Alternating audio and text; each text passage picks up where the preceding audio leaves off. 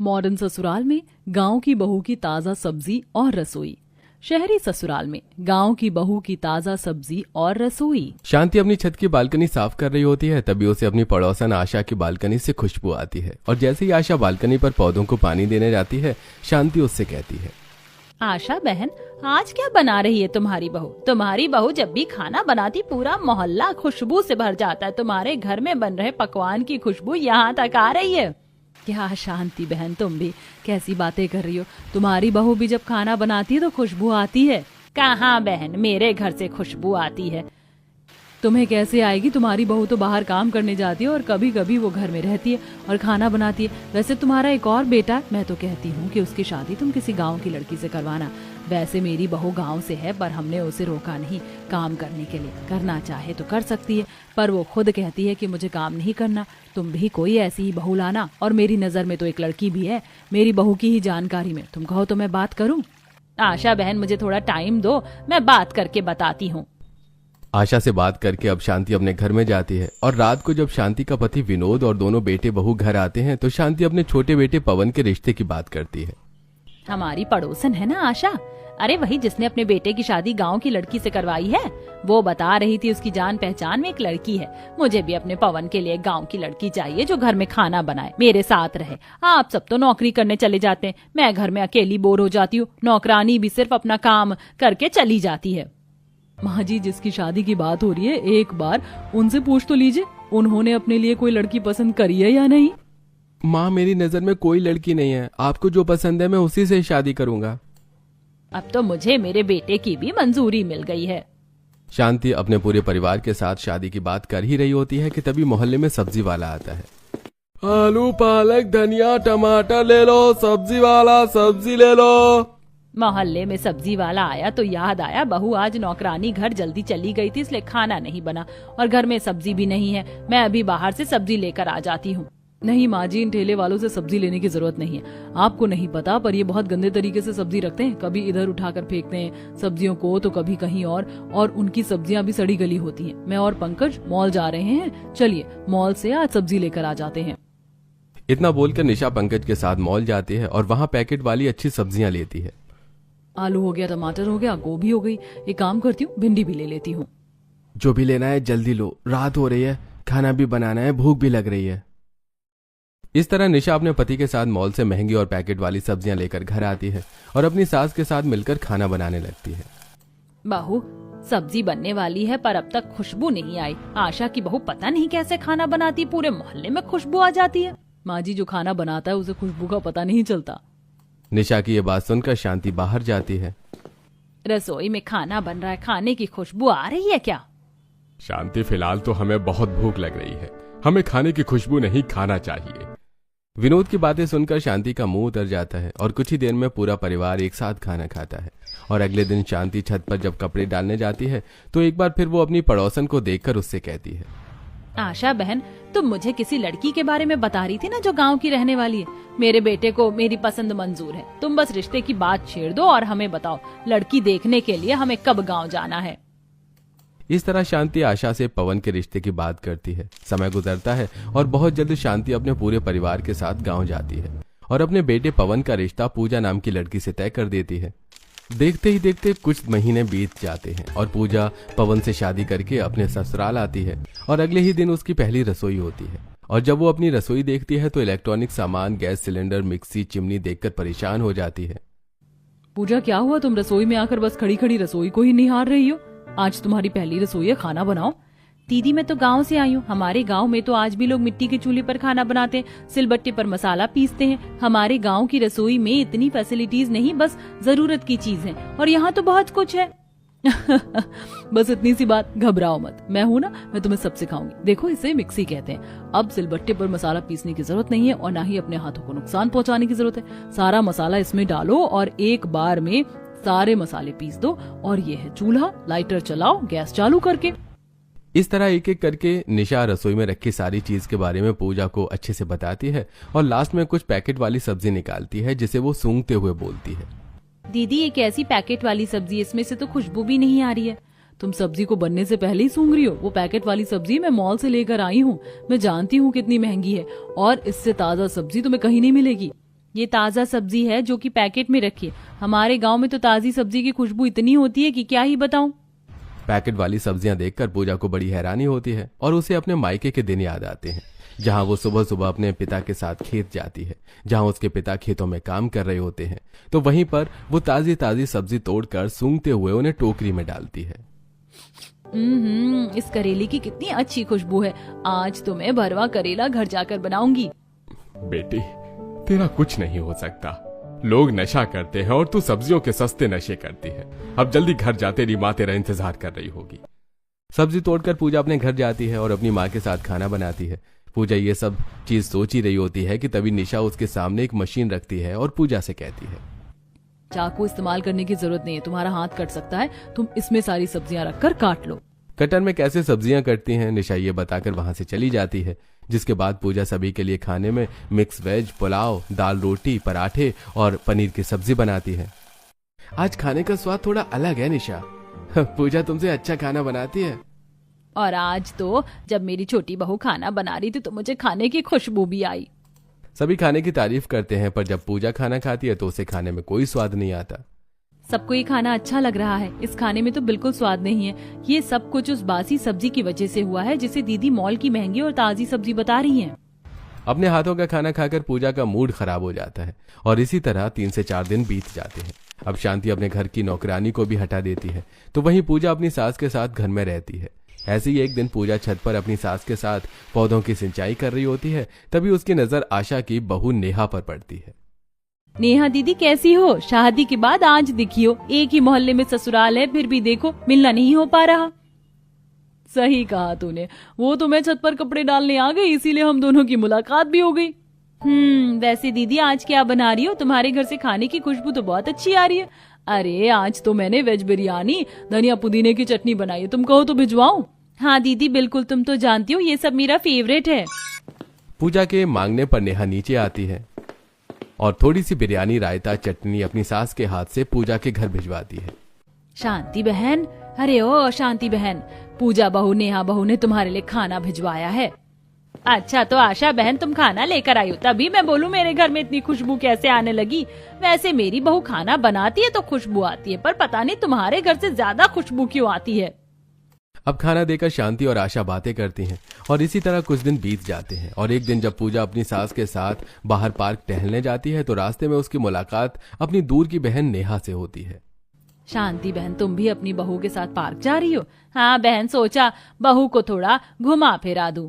दीदी तुम तो खाना बहुत अच्छा बनाती हो और चटनी का तो स्वाद बहुत अलग था। मैं भी मिक्सी में चटनी बनाती हूँ पर ऐसा स्वाद नहीं आता। पूजा भला ऐसा स्वाद मिक्सी में बनाई चटनी में कहाँ से आएगा? मैंने तो सिलबट्टे पर चटनी बनाई है और मैं तो फ्रेश ताजी सब्जियों का इस्तेमाल करती हूँ जो भैया सुबह शाम सब्जी बेचने के लिए आते हैं। दीदी तुम्हारे पास सिलबट्टा है? मेरा भी चटनी खाने का दिल कर रहा है, एक दिन के लिए अपना सिलबट्टा दे दो। मैं तो कहती हूँ तुम मेरे लिए सिलबट्टा ला दो, मैं तुम्हें पैसे दे दूंगी। ठीक है, शाम को जब हम घर जाएंगे तो मैं तुम्हें अपना सिलबट्टा दे दूंगी और तुम मुझे पैसे दे देना। मैं अपनी सास से कह दूंगी, वो मार्केट से तुम्हारे लिए सिलबट्टा ले आएंगी। इस तरह नेहा, पूजा, शांति, आशा पार्क जाती हैं और शाम को घर आती हैं। और घर आते ही नेहा अपना सिलबट्टा पूजा को दे देती है और शाम को पूजा पराठे सब्जी के साथ अपने हाथों से सिलबट्टे पर प्याज, टमाटर, मिर्च, धनिया को पीसकर सभी के लिए चटनी बनाती है। ओहो बहू, आज खाने में बनाया क्या है? खुशबू तो गजब की आ रही है। सही बोल रहे हो पापा, आज से पहले खाने की इतनी अच्छी खुशबू हमारे घर में तो कभी नहीं आई। मेरी तो भूख बढ़ गई। लो जी, खाना भी लग गया, मुझसे तो बर्दाश्त ही नहीं हो रहा है। पूजा के खाना लगाते ही सब खाने पर टूट पड़ते हैं और आज वो सभी खाने की काफी तारीफ करते हैं। सच में पूजा तुम बहुत अच्छा खाना बनाती हो। माँ जी आपका फैसला बिल्कुल सही था। अच्छा हुआ जो देवर जी की शादी गांव की लड़की से करवा दी। कम से कम हमें इतना स्वादिष्ट खाना तो खाने को मिल रहा है, क्योंकि मुझे तो ऑफिस के कामों से छुट्टी ही नहीं मिलती है। अब सभी के खाने के बाद पूजा अपने कमरे में अपने पति से कुछ पैसे मांगती है। सुनिए जी, मेरे पास पैसे नहीं है, मुझे कुछ काम है, अगर आप कुछ पैसे दे देते तो। पूजा, ये भी कोई कहने वाली बात है? मेरे पैसों पर तुम्हारा भी हक है। इस तरह पूजा अपने पति से थोड़े से पैसे ले लेती है और अगले दिन नेहा को देती है। कुछ दिनों में आशा मार्केट से सिलबट्टा लाकर पूजा को दे देती है और अब पूजा घर वालों को सिलबट्टे की चटनी खिलाती है। इसी तरह कुछ दिन बीत जाते हैं और एक दिन निशा पूजा को घुमाने के लिए मॉल ले आती है। देख रही हो पूजा, मैं इसी मॉल से हमेशा सब्जी लेकर आती हूँ। यहाँ की सब्जी सबसे ज्यादा फ्रेश होती है, छूकर देखो। दीदी ये कैसी फ्रेश सब्जी है जो पैकेट में बंद है? ये तो मुझे किसी साधारण सामान की तरह लग रहा है। ताज़ा सब्जी में बहुत खुशबू होती है। आप कभी मेरे गांव चलना, तब मैं आपको दिखाऊंगी ताज़ी सब्जियां कैसी होती हैं। मुझे तुम्हारे गांव जाने की जरूरत नहीं है। तुमने कभी इतनी ताज़ा सब्जी नहीं देखी ना, इसीलिए तुम ऐसी बातें कर रही हो। इससे ज्यादा साफ और ताज़ी सब्जी तुम्हें कहीं नहीं मिलेगी। कुछ ही देर में पूजा और निशा सब्जी लेकर घर आती हैं और इसी तरह कुछ दिन बीत जाते हैं। ऐसे ही एक दिन पूजा घर के बाहर काम कर रही होती है, तभी उसकी नजर पड़ोस की कुछ औरतों पर पड़ती है जो बात करते हुए हाथों में मूली पालक लेकर आ रही होती हैं, जिसमें मिट्टी और जड़ लगी होती है। आंटी, आप ये मूली कहाँ से लेकर आ रही हैं? ऐसा लग रहा है जैसे कि खेत से तोड़ा है। बहू, ये सब्जी खेत से ही तोड़ कर ला रहे हैं हम। हमारे मोहल्ले से 5 किलोमीटर आगे एक छोटा सा गांव है, मैंने वहीं जमीन ली है। वहाँ अभी हमारा थोड़ा सा कंस्ट्रक्शन का काम चल रहा है, इसलिए रोज वहाँ आना जाना लगा रहता है। वहाँ के कुछ लोग खेती करते हैं, तो उन्हीं से थोड़ी सी मूली और साग मांग ली। आंटी, क्या आप मुझे बता सकती हैं वो गाँव कहाँ है? दरअसल मैं गाँव से हूँ, बहुत दिन हो गए खेत नहीं देखा। हाँ हाँ बहू, चलना तुम हमारे साथ। सुबह शाम हम जानते हैं तेरा मन नहीं लगता होगा अपनी मॉडर्न देवरानी के साथ।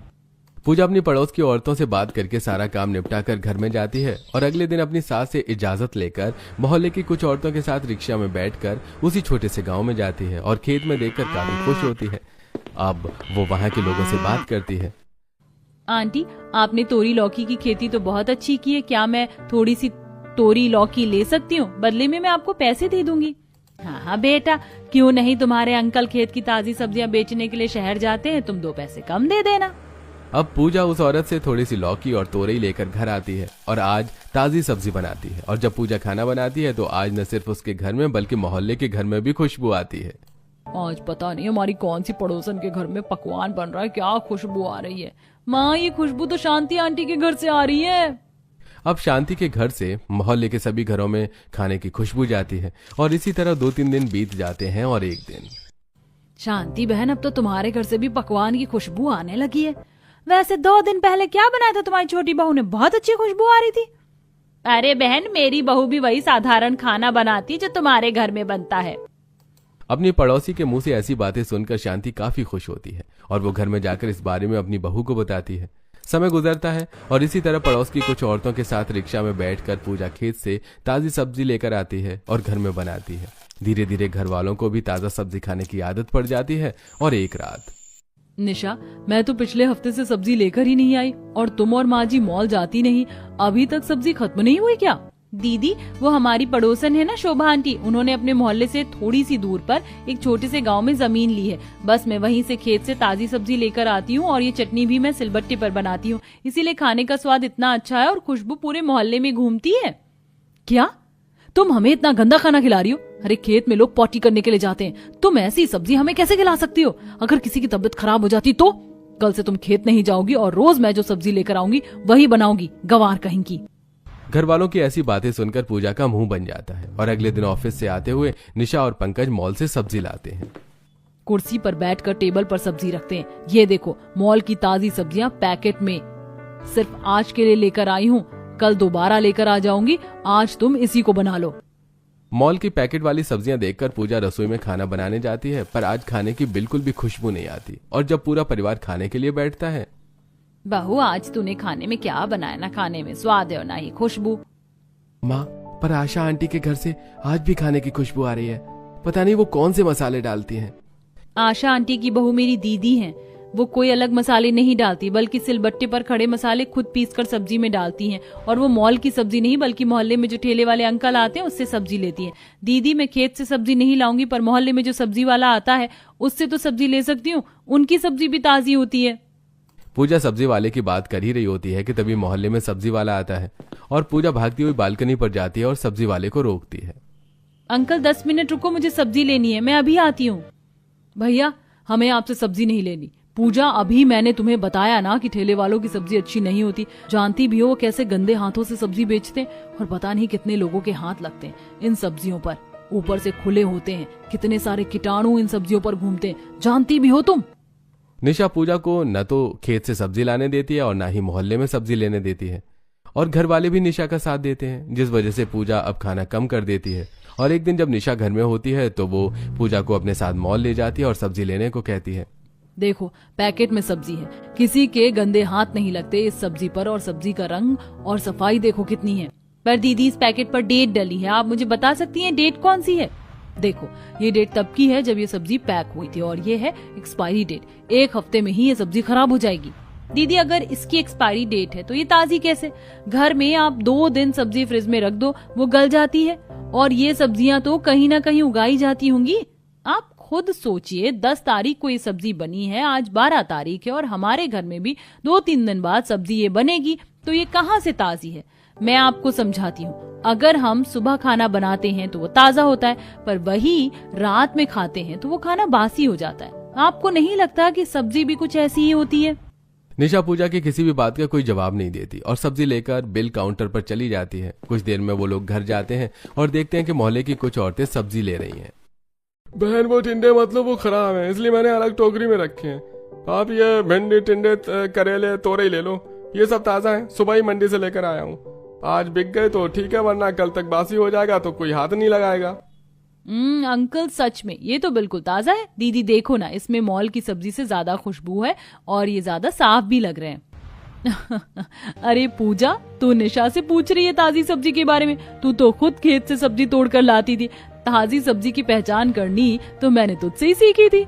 वहां खड़ी औरतें, सब्जी वाले और पूजा की बातें सुनकर निशा को सब्जियां लेकर घर आती है, और जब पूजा इस बार खाना बनाती है तो फिर से खाने में वही स्वाद और खुशबू होती है। वही स्वाद, वही खुशबू जो पूरे मोहल्ले में घूमती है। तुमने सही कहा था पूजा, मुझे ताजा और बासी सब्जी की पहचान ही नहीं। मेरी मॉल की सब्जी से ज्यादा अच्छी है तुम्हारी सब्जी।